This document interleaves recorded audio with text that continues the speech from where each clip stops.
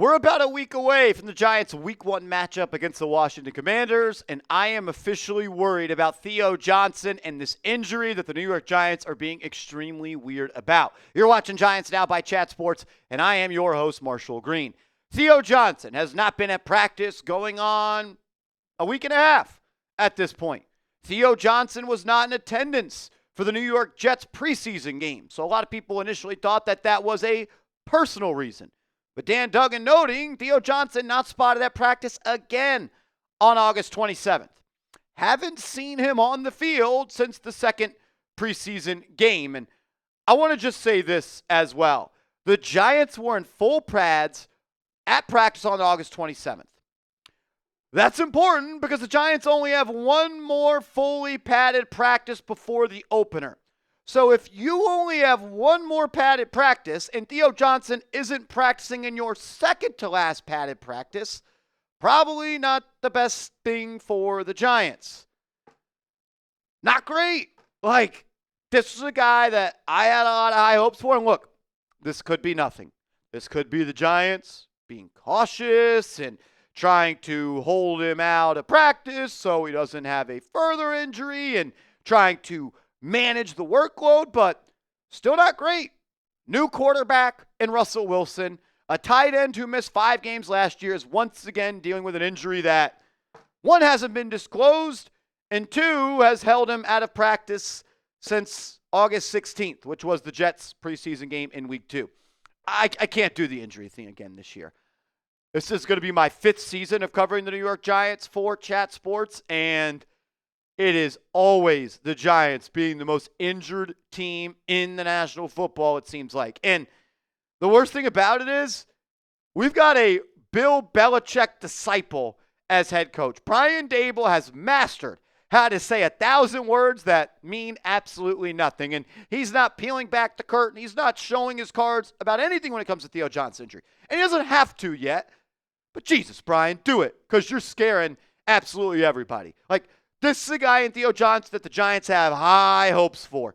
It has been noted that any time the Giants have spoken about Theo Johnson since last year has ended, he's up for a breakout year.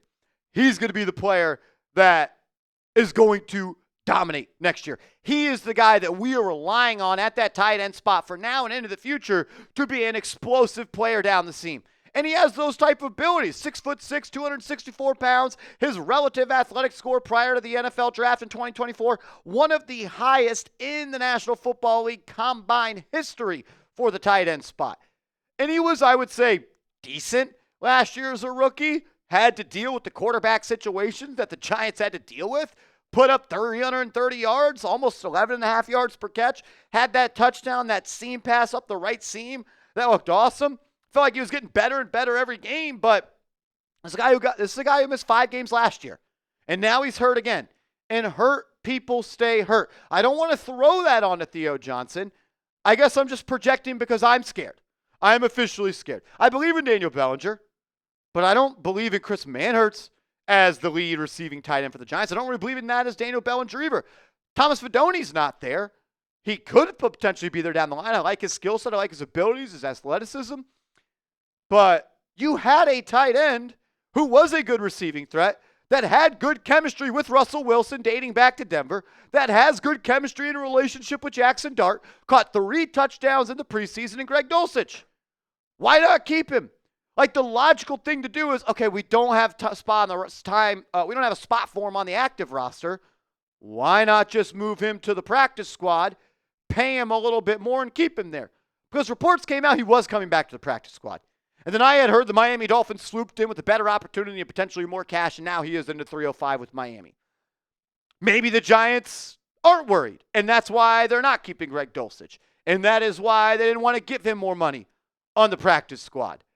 But I think it's safe to say, and it's easy to say on this side of the camera, that in 1925 Giants Drive, they aren't always honest about injuries. And they're not always the most forward-thinking organization. Maybe they have more trust in Bellinger than I do. Maybe they have more trust in Fidoni at this point than I do. But I am not ever going to believe the Giants on injuries, especially when Brian Daboll's at the mic, because, one, he doesn't have to tell us yet, and 2, If it's day to day, that could mean month to month. I'm just worried. We've gone all summer talking about an explosive tight end, and we are 8, 9, 10 days away from the opener, and only one padded practice left, and he's not practicing. So I guess it's next man up. Bellinger is that guy, I believe. I don't think they're ready to give Chris Manhertz these first-string tight end reps, especially as a pass catcher. He's an inline blocker, an extension of an offensive tackle. Can Bellinger make the most of his opportunities?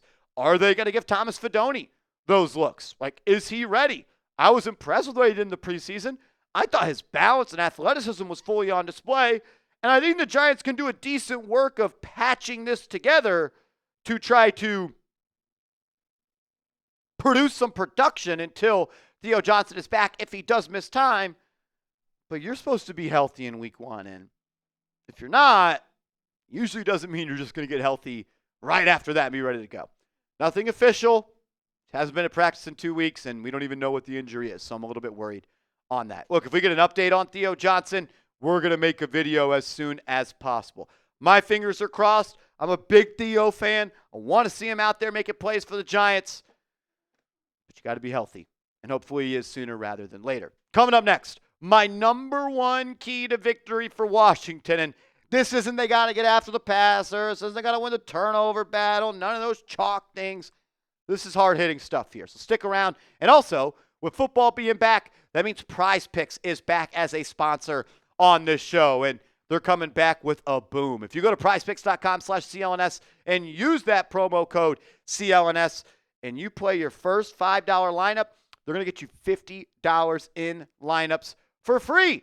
So play a $5 lineup. Use the promo code CLNS and get $50 instantly in lineups for free. It's a lot of fun, and it's super easy. All you do is create a lineup of 2 to 6 players. You simply pick more or you pick less on the projected stat line that PrizePicks has for those players. You can already get your lineups in for week 1, and PrizePicks is helping you out. They're giving you a freebie by putting Dak Prescott at half a passing yard. I'm also taking Malik Neighbors to get in the box one time. Give me more than a half a rushing or receiving touchdown, and the lock of all locks, less passing yards for Daniel Jones in week 1.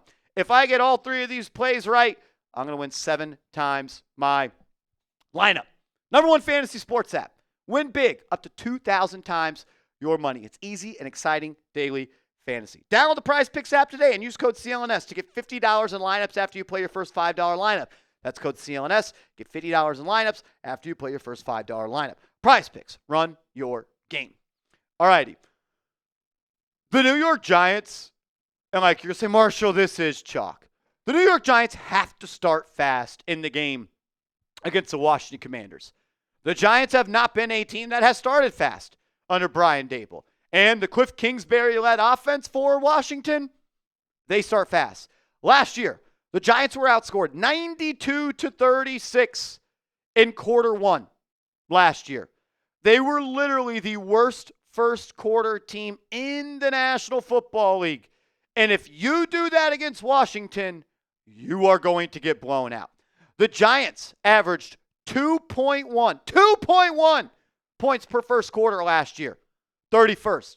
The Washington Commanders, they average almost triple that, 5.8 points per the first quarter, the 5th best in the NFL. And this isn't just a last year thing. This is the New York Giants since Brian Daboll has become the head coach. The year they made the playoffs, they averaged just 2.8 points per first quarter, ranked 28th. In 2023, the worst. In 2024, the second worst. If you start slow against the Washington Commanders, you are going to get blown out. Listen to this. The Washington Commanders were up by 7 points or more 6 times in the 2024 season after the first quarter. And in those games, 6-0.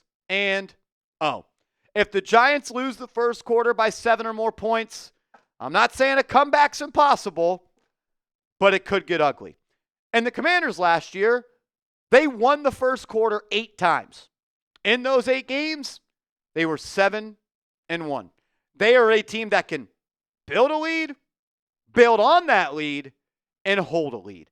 And if the Giants come out slow, Russ can't put points on the board early, the offensive line is struggling, they're letting Jane Daniels just run the ball down their throat, pass all over the yard, you're going to get blown out. If you think you're putting together a second half comeback against the Commanders, and maybe I'm wrong, hopefully I'm jinxing them right now, I don't feel confident about this team winning that ball game.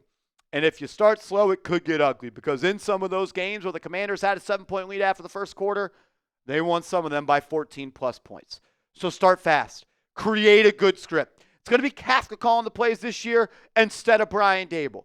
How much different is that going to make the opening script look? How much more creative are they going to be? How much more success is going to be there? It's all TBD. But holy shit, it can't be worse than what it's been in the last 3 years. 28th, 32nd, 31st. There's only 32 damn teams in the NFL. Who do you got? Giants, Commanders. Who's starting 1-0? First game of the season sets the tone. Sets the frickin' tone. Giants, Commanders. Let me know who you got. And make sure you are following me on social media. I'm on Twitter. I'm on Instagram, @MarshallGreen_.